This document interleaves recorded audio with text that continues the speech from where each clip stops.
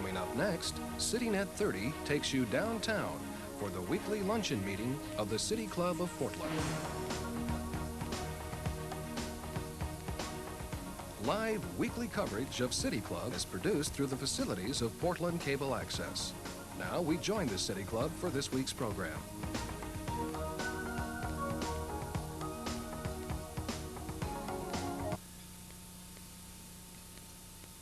Our board host today is Harriet Watson, President-elect of the City Club and Director of Public Affairs for Reed College. She will ask the first question of our speaker. We'll open to questions from club members from the floor after that. Please limit your questions, if you can, to less than 30 seconds, even if you can't. Broadcast of City Club programs this quarter is made possible by the corporate underwriting from Barney & Worth, Kaiser Permanente Health Systems, and Wells Fargo Bank. We're very grateful for their support. Nowhere is the tax battle in Oregon more in focus than the amount and way we educate our children. Given a look back for the past 5 years, here in Portland, the tax cutters are winning. Class sizes are larger, art and music programs eliminated, counseling and building maintenance have been cut back. The county and the city have responded with money to the schools to make up for some of the shortfall. Ballot measures to cut into the state's revenue to the tune of hundreds of millions of dollars, and thus into education will face the electorate this fall. All of this in a boom economy. We may be a test case for the saying, if you think education is expensive, try ignorance. So what? To give us a perspective on our needs and opportunities in the 21st century, we have Kati Haycock, Executive Director of the National Educational Trust. Kati is one of the nation's leading advocates in the field of education. She's the director of the Educational Trust. The trust aims to speak up for young people, especially those who are poor or members of minority groups. The trust provides hand-on assistance to urban school districts and universities that want to improve student achievement. Prior to her work with the trust, she served as Executive Vice President of the Children's Defense Fund. Kati is a native of California, where she was active in promoting student achievement in the University of California system, and as president and founder of the Achievement Council.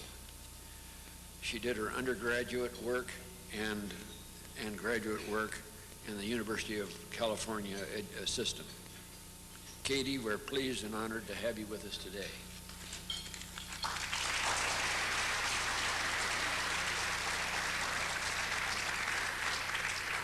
The pleasure and honor is actually all mine. As many of you, I suspect, recall, we Americans got a pretty dramatic wake-up call back in 1983 about the quality of our public schools. In a report called A Nation at Risk, the members of a prestigious national commission described what they called a rising tide of mediocrity in public education, and suggested that if another nation had done this to us rather than we to ourselves, we would consider it, in fact, an act of war.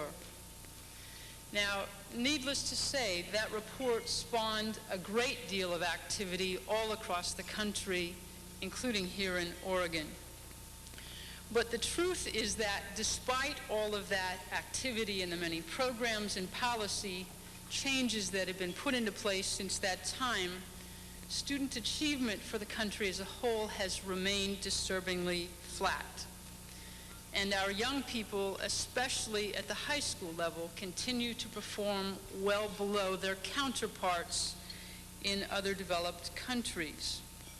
These problems are, as most of you know, especially severe for minority youngsters and for those growing up in low-income families.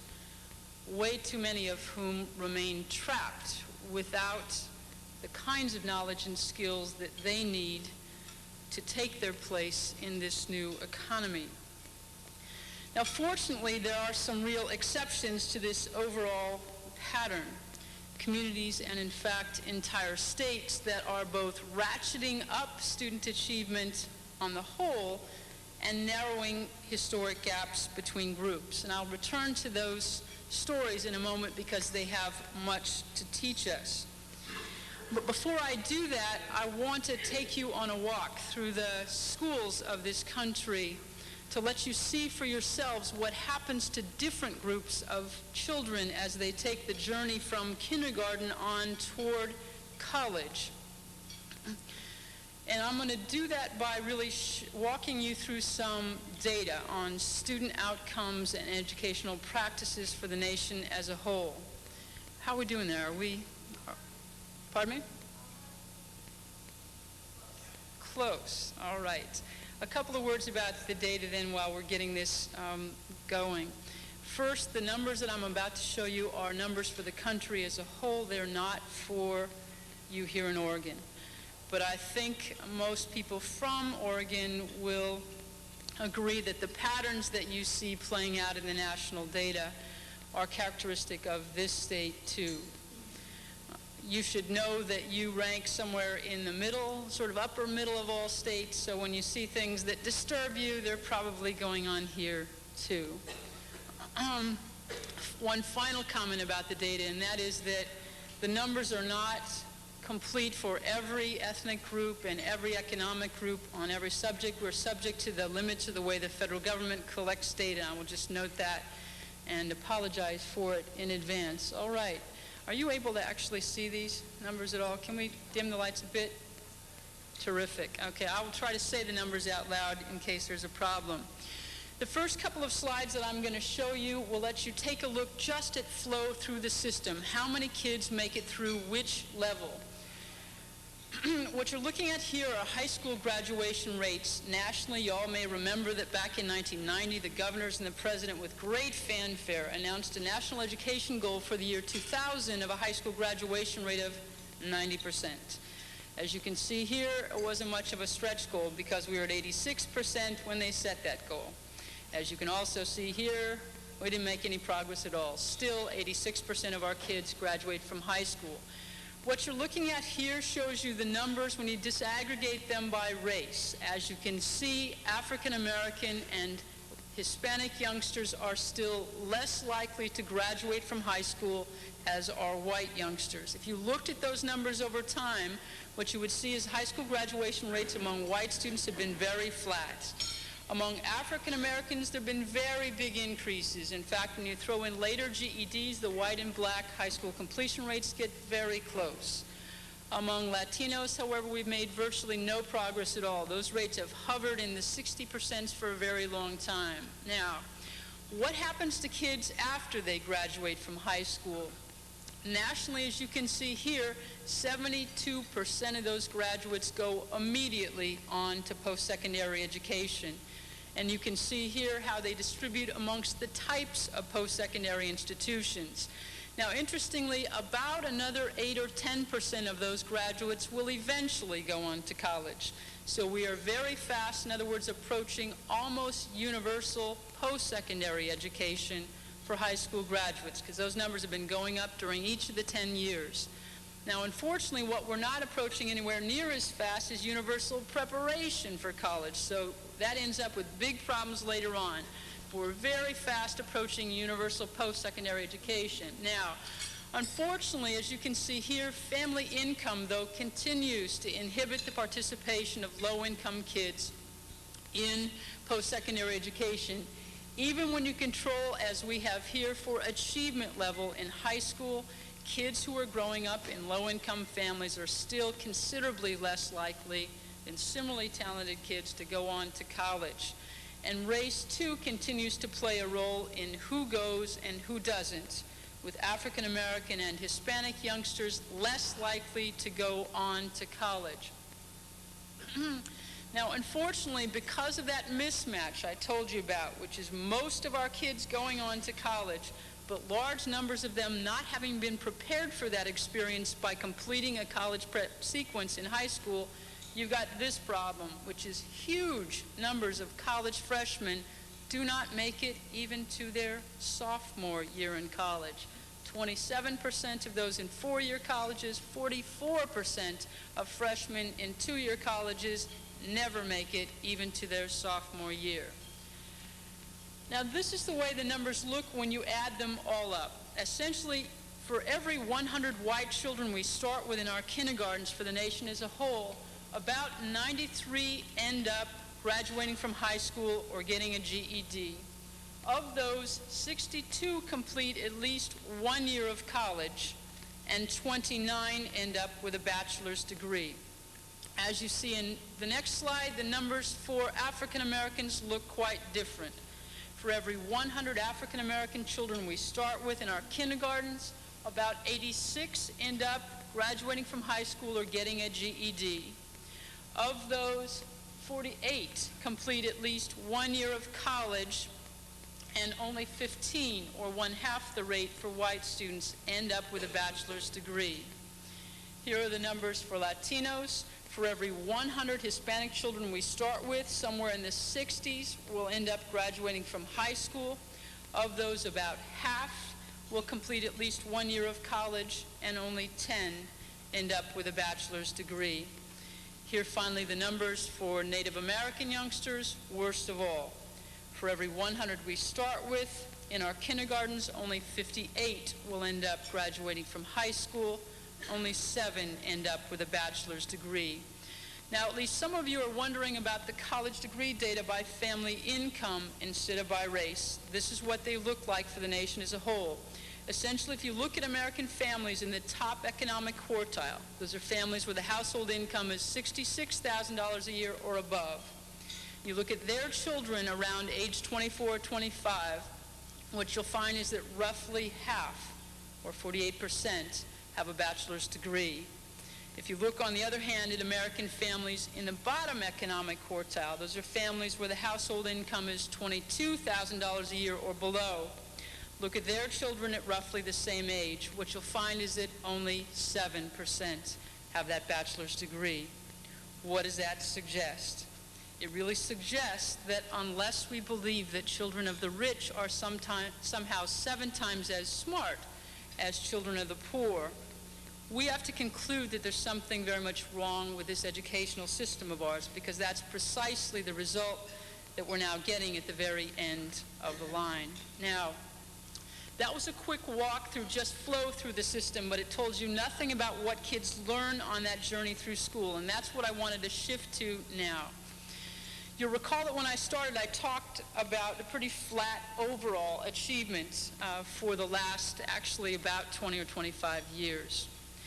Underneath that overall flat average, though, 2 separate and actually quite different stories played out vis-a-vis poor children and members of minority groups. The first one took place between 1970 and 1988, and what you see in the data for those years are very strong increases and a real narrowing of gaps between groups. In fact, in that 18-year period, the gap between white kids and black kids nationwide was cut in half. The gap between white and Hispanic youngsters, which was a bit smaller to begin with, declined by 1/3. So 1970 to 1988 was a time of real progress in this country in raising achievement, in narrowing gaps between groups, in making good on the American promise. Beginning about 1988, though, that progress literally stopped dead in its tracks, and since that time the gap has begun to widen once again. You can see that pattern here. This is national data on reading achievement at the high school senior level. That pinkish line across the top is reading achievement among white high school seniors. You see that flatness. The blue and purple lines are Hispanics and African Americans, respectively. You see the big gains followed by a turnaround and a slight widening of the gap. This is a slight variation on that trend. This is mathematics achievement at the 8th grade level. And again, you see the same pattern in the achievement of Latino and African American kids. Gains in the early period followed by a kind of plateauing during the 1990s. What you're looking at here is the way it looks at the very end of high school. I'm asking you to take a look at the top line. What you're looking at is the proportion of high school seniors who can read fairly specialized text, something like the science section from your local newspaper, and actually understand and glean information from what they're getting. You're all chuckling because I'm sure what you're looking at is you're saying, uh-oh, that's not very many. And indeed, it's not. There are very few of our high school seniors who are reading at that pretty decent level by the end of high school. But once again, especially troubling differences among the races, with about 1 in 12 white students reading at that level by the end of high school, only about 1 in 50 African American or Hispanic students reading at that level by the end of high school.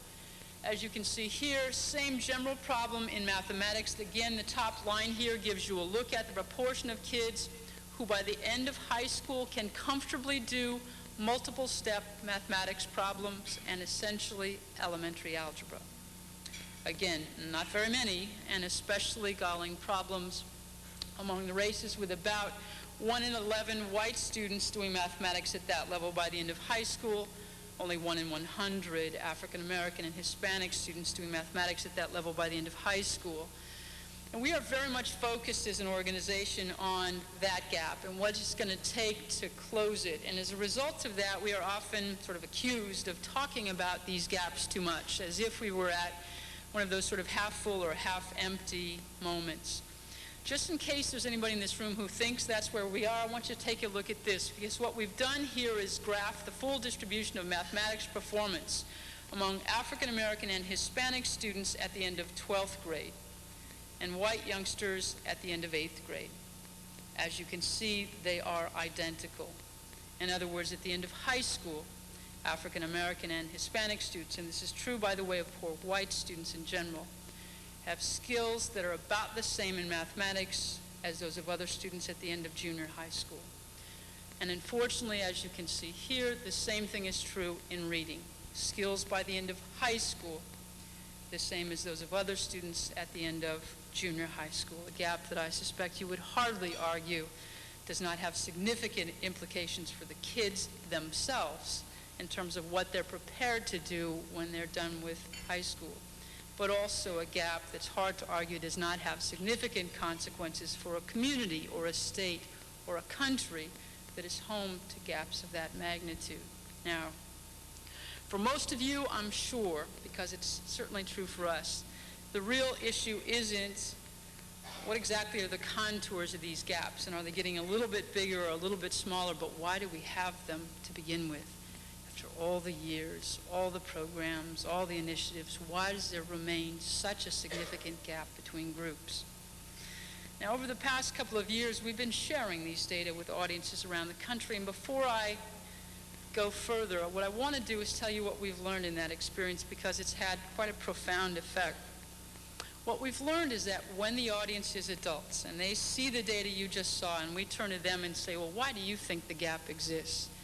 No matter where we are in the country, they make the identical list.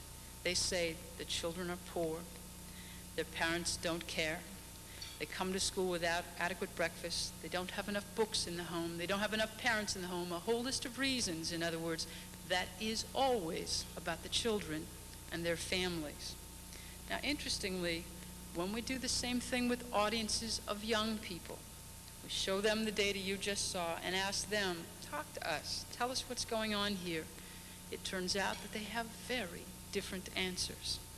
They talk about teachers who do not know the subjects they're teaching. They talk about counselors who consistently underestimate their potential and program them into lower level courses. They talk about principals who dismiss their concerns about these things when they raise them. And they talk in particular about a curriculum they perceive as so wretchedly, miserably boring and low level that it literally bores them right out the school door. When we say back to them, wait a second, what about all those other things that the adults are talking about? Single-parent homes, neighborhood violence, and all that? What the kids say to us is, sure, those things matter. We're not going to tell you they don't. But what matters more is that you teach us less. And the truth of the matter is that the data bear out what the young people say.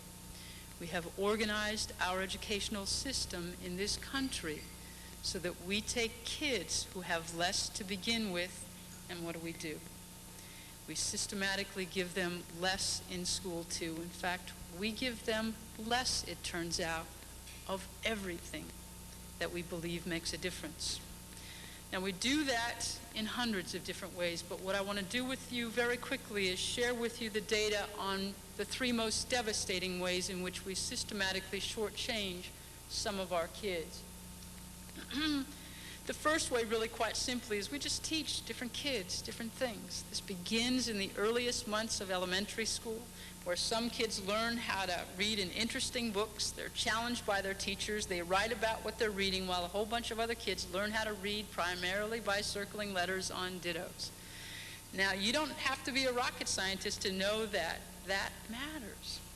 That youngsters who learn reading or math or science primarily in the first way will in fact master those higher order skills we're always talking about, because that's precisely how we're teaching, we're pushing, we're challenging. Whereas youngsters who learn them the other ways will in fact never master those skills. Once again, the data are very clear about that at every level of the system, but because they're clearest at the high school level, I wanted you to take a look at this. What you're seeing there is the relationship between the curriculum kids take in high school and how they perform on tests. What you're seeing there is the relationship between the number of college prep math courses taken and performance on standardized tests. Not surprisingly, what do you see? The more kids take, the better they do. Unfortunately, the reverse is true when you look at the traditional watered-down so-called vocational courses. In most parts of the country, those remain mired in very low expectations for kids, and here the data is equally clear. The more kids take of those, the less they perform on standardized tests.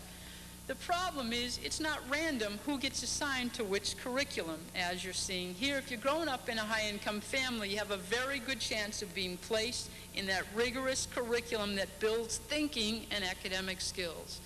You're growing up in a low-income family, on the other hand, the chances are very different. You have a very low chance of being placed in that rigorous track.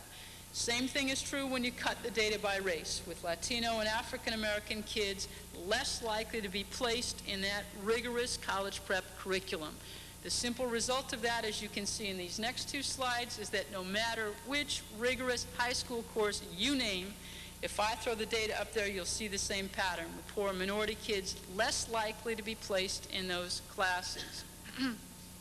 So you got an achievement gap, at least for starters, because we're teaching different kids different things. We ought not to be surprised that when we test them, then they know quite different things. But there's another reason that jumps out in the data as well, because you all know that while curriculum's terribly important, it's not the only thing that goes into whether kids learn or whether they don't. There are other things that are important, like textbooks that were actually written sometime in the last decade or two, things like science labs that actually have equipment in them, things like teachers who know their subjects and how to teach them. But once again, when you look at the data on all of those things, what you see is that some American kids get far less of those things too. And unfortunately, it's the very same kids who got less in the way of a rigorous curriculum. I'm not going to show you the data on textbooks and just ask you, in the interest of time, to look at something that turns out to be even more important, and that is teachers who know the subjects they're teaching. What you're looking at here, though, shows you the relationship between poverty level of a school and the likelihood that the kids in that school, these are high schools, by the way, are being taught by an underqualified teacher. Definition in this case of underqualified is that the teacher lacks even the equivalent of a college minor in the subject they are teaching. As you can see, in every subject area, poor children are more likely to be taught by underqualified teachers. As you can see in this next slide, the situation is often worse when you cut the data by race.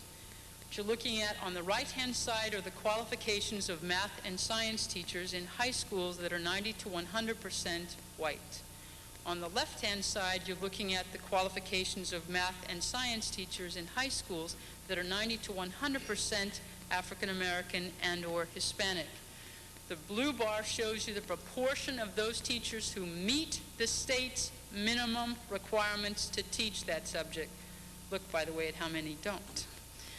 The dark bar shows you those that actually have a college major in the subject they're teaching. And once again, as you can see here, the kids attending the predominantly minority schools are vastly less likely to be taught by teachers with a strong grounding in the subjects they're teaching. And that pattern holds true of all the national data that shows the relationship between teacher qualifications and student characteristics. Basically, the pattern is a simple one. We're taking the kids who are most dependent on their teachers for academic learning, and we are systematically assigning those children teachers with the weakest academic base. Now, the truth is that we didn't used to know how much that mattered. Most of us in this room grew up, in fact, and were educated at a time when we were taught that it didn't matter. We read the Coleman Report, the son of Coleman Report, the son of Coleman Report, but essentially a whole lot of research that purported to tell us that what schools did really didn't much matter, because in the end it was mostly the home. It was mostly the family's socioeconomic status that would determine whether the kids would learn or whether they wouldn't. It turns out that there's been a lot of new research conducted in the last 6 or 7 years that has essentially turned those findings upside down, that has said to us unequivocally that some things that schools do matter hugely in whether kids learn or whether they don't. And the thing that unquestionably matters most is good teachers. Teachers who know their subjects and who know how to teach them. Now, you can see for yourself the difference that teachers have when you look at this recent study from Boston. And what they did is very simple. They looked at kids as they entered, in this case, the 10th grade, and then they charted their growth during the year according to the teacher to whom they were assigned. When they analyzed the data at the end of that year, this is what they found. Essentially, what they found is that in roughly 1/3 of Boston's classrooms, the kids were making enormous gains. Whether they came in at low levels or medium levels or high levels, they went way up. They're represented by the bright orange bar. In another 1/3 of Boston's classrooms, the kids made literally no gains at all during the entire academic year. They're the ones illustrated here by the light orange bar. And essentially what they realized at the end of the year at all grade levels is that the top 1/3 of Boston's teachers were routinely producing 6 times the learning gains of teachers in the bottom 1/3. Moreover, the most important thing they learned was that you couldn't predict which classroom would fall in which category by the race, by the socioeconomic status, or by the prior achievement of the students. Some of the biggest gaining classrooms were filled with very poor kids, and they went way up. Some were filled with much more affluent kids, and they went way up too. The same was true at the opposite end in the non-gaining classrooms. Very, very different. In other words, something was really going on different with the teaching. And that's essentially, that finding has now been repeated in city after city, in state after state. We are essentially finding this, that some of our teachers, no matter what kind of kids are put in front of them, routinely, year in and year out, take those kids from wherever they are way up. Where a whole bunch of the rest of our teachers routinely, year in and year out, take their kids no place at all. Now you can see in this next slide for yourselves how those effects accumulate on the students. What you're seeing is a large group of Dallas third graders who started third grade at exactly the same level. They were performing right below the 60th percentile on that state's test. And then what happened to them over time according to the quality of teacher to whom they were assigned. The kids represented by the bright orange bar had 3 effective teachers in a row. As you can see, their relative performance climbed substantially to the 76th percentile. The kids represented by the light orange bar, on the other hand, plummeted. They were assigned to 3 ineffective teachers in a row. Look at the difference in where those groups ended up. And remember, they started 3rd grade at exactly the same level. The only thing that differed for these children was the quality of teacher to whom they were assigned. But boy, are they going to have a different future. That bright orange, the kids in that bright orange bar, as they move into middle school, they will be assigned to courses like pre-algebra, algebra, honors English, and the like. As they head into high school, they'll be prepared no matter what is ahead. Kids, on the other hand, who started in the same place but ended up in the 27th percentile will have a very different future. They'll be assigned to a series of watered-down courses. We actually keep a running log of these in our office. Our current favorite on the list is an actual high school course from Los Angeles called Fractions Without Denominators. Think about that for a moment. Fractions without denominators. No, we chuckle about that. And the truth is that most schools are not that honest. They actually take 2/3 of the content out of a course, but they forget to rename it. We call these in our office the Algebra Without Equations courses, the Science Without Labs courses, and our current favorite, because it's the most popular of all, which is English Without Writing, and sometimes even without reading. But we make a joke about that, but that's precisely what's ahead for these kids, based solely on the quality of the teachers to whom they were assigned. And remember, who's getting more than their fair share of our best teachers and less than their fair share of our least effective teachers? Poor minority kids. There's a final reason, though, that jumps out in the data, and it certainly hits you in the face when you spend as much time as we do in classrooms around the country, and that is we simply expect less of some kids than we do of others. Over the last 4 or 5 years, we've been spending most of our time at the Ed Trust in classrooms around the country, helping teachers who were trying to raise the achievement of kids in their classroom. But while we've been there, we've been paying very close attention to the differences between what goes on in high-poverty schools and what goes on in all the rest. We have come away from this experience simply stunned by the differences.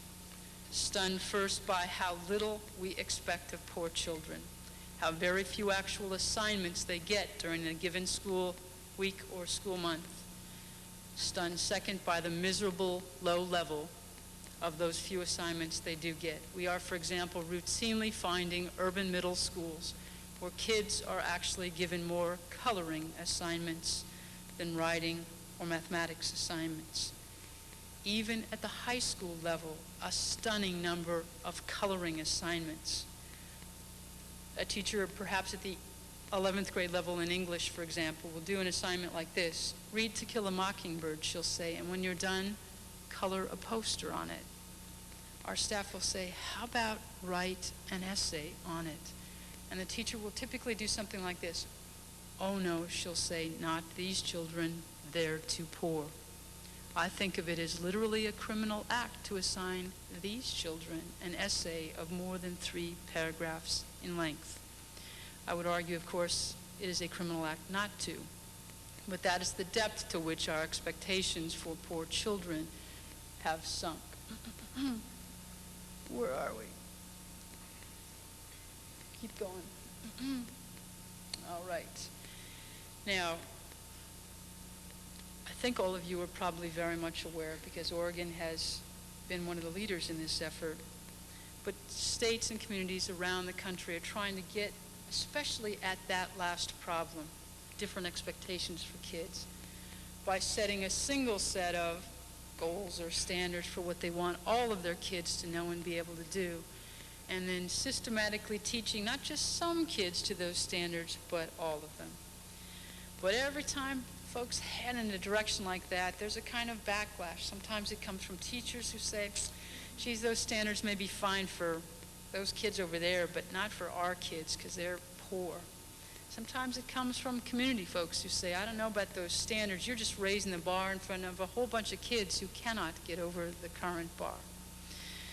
Well, lest there's anybody in this room who believes that, what I want to do in closing is share with you a couple of the stories that I mentioned in the beginning from communities and, in fact, whole states that are proving just the opposite, that are proving that if they set their standards high and clear, if they make very sure that they're teaching not just some kids, but all kids to those standards, then the truth is that no matter how poor the kids are, they absolutely can achieve at high levels.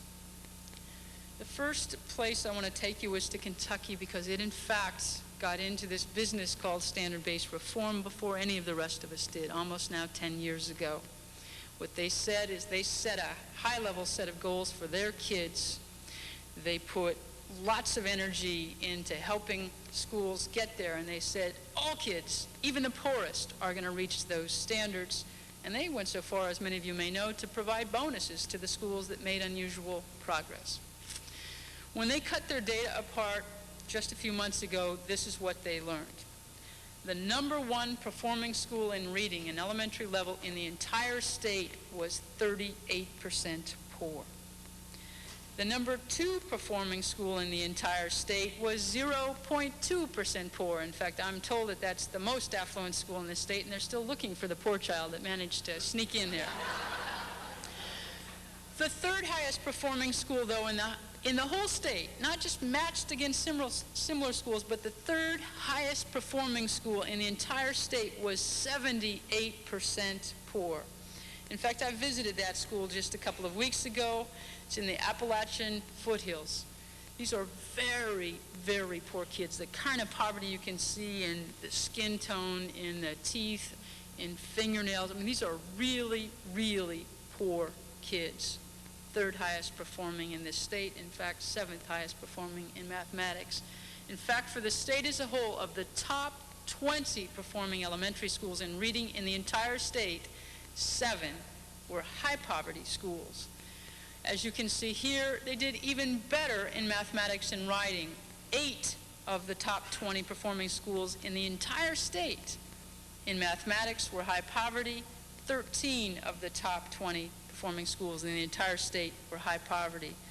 Don't tell me poor kids can't learn. One final and second story, this one from El Paso, Texas.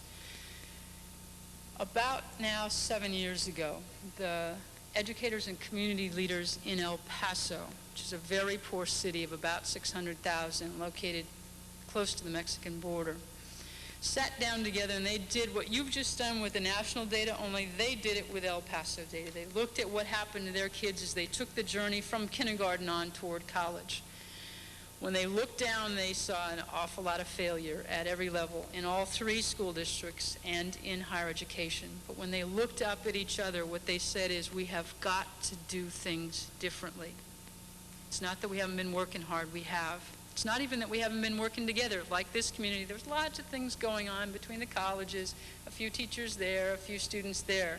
But what they realized they had not done was set a high set of goals for all of their kids and then put the entire might of both higher ed and K-12 behind the effort to make sure that teachers had the help they needed to raise their own knowledge and skills about how to get these kids to high levels of achievement.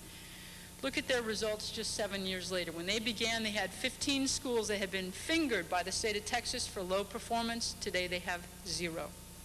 When they began, they had 2 schools recognized by the state for the highest performance. Today they have 60. When they began, they had no schools recognized by the state for the very highest performance. Today they have 16, and those numbers are growing every year. And it's important that you realize that in the state of Texas, in order to get to the recognized or exemplary level, you have to get there for every group. In other words, to be a recognized school in Texas, you've got to get 80% of all your kids to pass all of the state subject matter exams. Moreover, that means no fewer than 80% of your white kids, no fewer than 80% of your black kids, no fewer than 80% of your Hispanics, no fewer than 80% of your poor kids. In other words, you cannot leave a single group behind. And that's the number of El Paso schools that met or exceeded that threshold. And take a look at their results in mathematics. As you do, remember the national data, right? Relatively flat performance, widening gap between groups. El Paso Improve performance for all kids, and it's important that I be clear about that. Closing gaps is not about holding some kids down while we bring the other ones up. It's about improving achievement for all kids, but accelerating the progress of kids who've been behind. That's what they're doing in El Paso in math, and as you can see here in reading as well. Now, if you visited these communities or any of the others that are making real strides, both in improving achievement for all kids, but also in closing gaps between groups, you would see real differences, because every community comes at this differently, but you'd also see several things in common. First, all of them have set very high, very clear, and very public standards for what they want their kids to learn at every level. Second, all of them put all kids in a curriculum matched with that, no longer just a few. Third, kids who are struggling get extra help when they need it.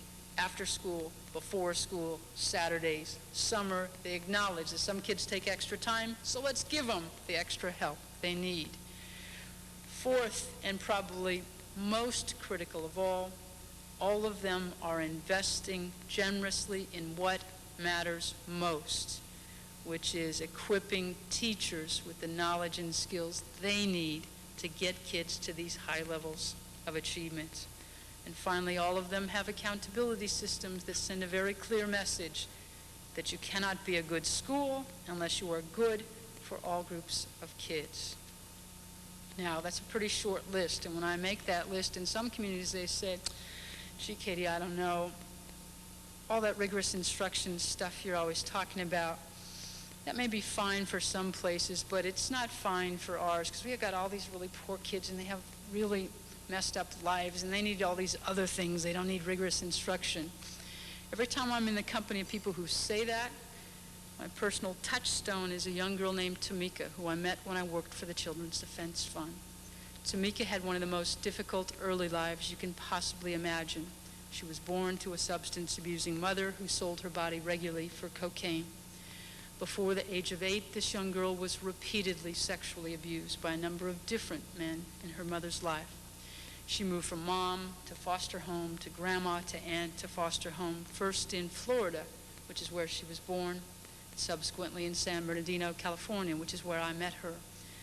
Now, if you describe Tamika to any random group of educators and you said, what does this young girl need? I will guarantee you they will make you a very long list. They'll say she needs a social worker, she needs a counselor, she needs a mentor, she probably needs a healthcare worker. She needs, in other words, nurturing of all kinds. But if you ask Tamika, which is what we did, she had a very different answer. What she said was, teach me. Give me the best possible education that you can. I need to learn everything that the rich white kids in the suburbs are learning and more, because I want to be somebody. Now, what that young girl knew was what educators too often forget, and that is that it is we and what we do in our schools that represents the only chance that the Tamikas of this world have to live their lives not on the margin, but in the mainstream. Social workers can't do that. Changes in housing can't do that. Improvements in healthcare can't do that. They can help, and of course we need that help. But in the end, it's what we do in schools that leads these kids to be equipped with the knowledge and skills they need to live in the mainstream. That's why all of this work is so terribly important, both to the children here in Portland and nationally, but also to the very future of your community and our country. Thank you very much.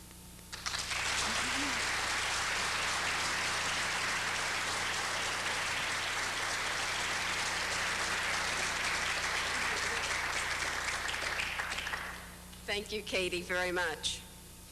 Have you and your colleagues at the Education Trust ever looked into the potential impact of voucher systems on student achievement and K through 12 programs? As you might guess, the research on vouchers, in part because of their newness, is very inconclusive. Some of the researchers are reporting some gains in student achievement.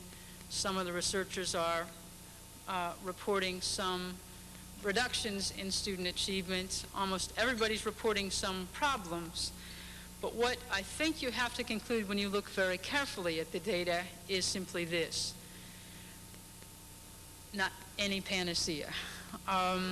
Even if all kids could be put in the very best private schools, we wouldn't be making nearly the kind of gains that we need to make as a country, and you know we don't have the capacity to do that. I regard all of that as sort of tinkering on the edges. The main agenda for all of us has to be to try to figure out a way to make the public schools work for all kids, because that's where the lion's share of kids are now. That's where they're going to be for the near future. It, for me, is a distraction more than a solution. Thank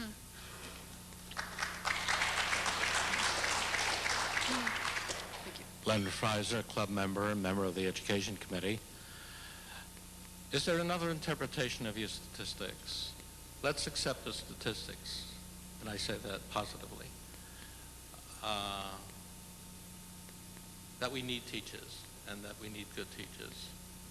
Why should people become teachers? Don't the statistics seem to suggest that this country doesn't care about education?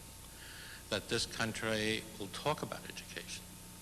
It'll talk about high standards, and then allow its teachers to receive miserable salaries and be defiled every day or in the letters to the editor paper, and their organizations are highly criticized as if they were beneath respect.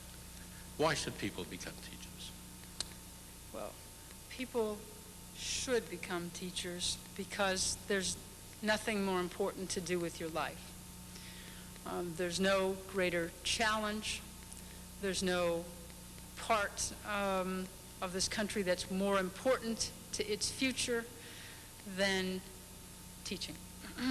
Now, what you said about the current reward system in this country is absolutely right. Yet, despite those pathetic rewards, an awful lot of very dedicated young people, and in fact some career changers, are shifting to become teachers every day. I think it is absolutely critical that we raise dramatically salaries for teachers in this country, to acknowledge both the importance of their work and to attract the kind of folks that we need, and that is well-educated, intellectually able, caring adults.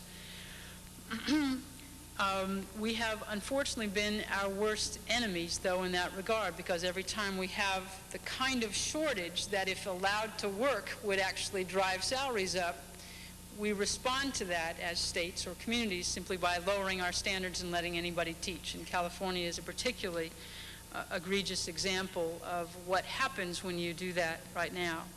So I at least am among those who argue that the only way to get where you're proposing we go is to draw a line in the sand and to say, this is what it takes to teach. And we're not going to fill a single classroom with anybody who does not meet those standards. If that causes a crisis, fine, let it do that. But let's let the market then work in order to help us answer that problem. Yes? My name is Pete Heuser. I'm a City Club member. Very startling statistics. I wonder, one of the things we have going for us here in Portland is an organization called Self-Enhancement, Inc. And it's based in North Portland. They take kids after school, kids that are from 4th or 5th grade through high school. I don't know how many kids they're working with now, probably 600-700. It's an organization where kids go after school, they're tutored, they take computer classes, sex education classes, all sorts of things, where they can have dance or athletics. They're encouraged to be involved by getting awards. They might be Blazer tickets or even cash stipends to some of the kids. They have to have perfect school attendance or virtually perfect and get decent grades to be involved. Are you aware of this program? Have you heard of self-enhancement? Are you aware of other organizations like that in the country? And what do you think about those types of places? I'm not knowledgeable about the particular program you have named. I do know about many similar programs, and it's very important to acknowledge that these programs can, in fact, play a very important role in the lives of kids, especially kids who are growing up in difficult circumstances. That said, for years, the existence of these kind of programs has been an excuse for not fixing what's wrong in the schools that these kids attend. And frankly, no matter how much you tutor kids, if you're tutoring them in low-level lessons to begin with, they're never going to get to the high levels they need to. So what we really need to do as communities and as a country is both work on the after-school hours so that they reinforce and support what's going on in schools, but not use that as an excuse for not getting very serious about fixing the quality problems in our schools. Thank you. Good afternoon. Hi. My name is James Posey. I'm a City Club member. And the question I have is that, first of all, I want to thank you for your presentation. Thank you. It was, I can't tell you how much I appreciated the information, but I must tell you, I don't think most of us are too surprised by those numbers and the way those things went, especially myself. Sure. The thing that I noticed about your presentation, there were two groups that had improvements, and that was the Kentucky example you gave and the El Paso, Texas. Mm-hmm. And I see those two communities as being fairly homogeneous in terms of their population and so forth. The question I have is, do you find that in those communities where there really is a commitment on the part of all of those in that community based upon their homogeneity, that you're having more success? The reason I say that is because, you know, we have conflicting messages from educators in this community. In fact, Dr. Canada was here at City Club several weeks back indicating that in the Portland community, by and large, the white community is doing well. But he indicated also that the low income and the minority communities aren't doing that well. That's right. So I guess the question is, when we look at what's at stake here, and if you want to keep score and you begin to look at the scores, for the majority of the Portland community, the white community is doing well. No need to change, basically. And so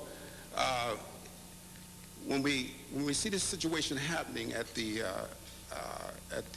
school board, and they give a lot of rhetoric about moving resources, empowering teachers and so forth, but in fact, nothing really changes, what does that say about our community?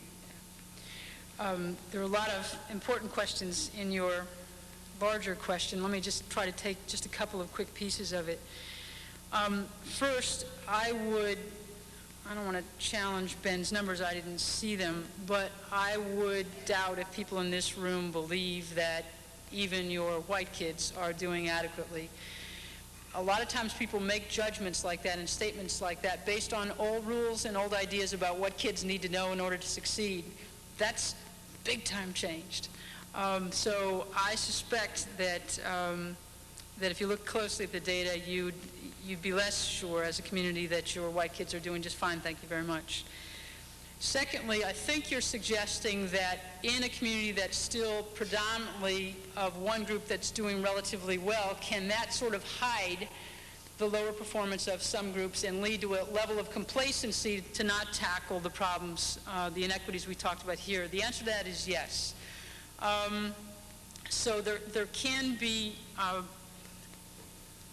there's often resistance when the overall is doing sort of okay to tackling the problems of groups that are behind. That said, having a homogeneous community is no guarantee, in fact, no guarantee of movement. In fact, on the contrary, I can show you many, many, many places that are either predominantly African American, predominantly Hispanic, predominantly something else, that are mired at very low levels of achievement, have not made any movement whatsoever. So there's by no means any guarantee.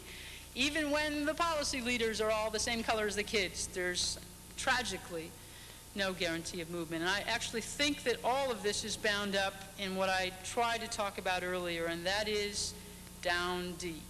An awful lot of adults simply don't believe that poor kids or black kids or Hispanic kids can actually learn.